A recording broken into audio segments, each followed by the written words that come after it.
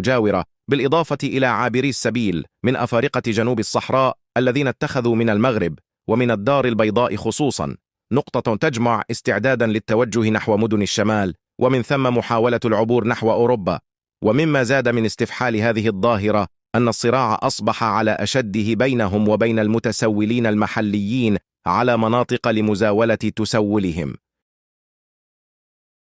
فتجد تقاطعات استحوذ عليها الأفارقة كملتقى الطريق الذي يتقاطع فيه شارع أولاد زيان مع شارع لاكروا دون غيرهم، والعكس صحيح. وفي حالات قليلة تكاد تكون شاذة يتعايش فيها الطرفان، لكنه تعايش وهدنة لا تعمر طويلا، إذ سرعان ما ينسحب أحد الطرفين إذا مال ميزان العدد لصالح فريق دون غيره. وإذا كانت الدولة والسلطات المحلية والمجالس المنتخبة للمدينة تبذل جهودا في محاربة هذه الظاهرة التي لا تليق بمدينة بحجم العاصمة الاقتصادية،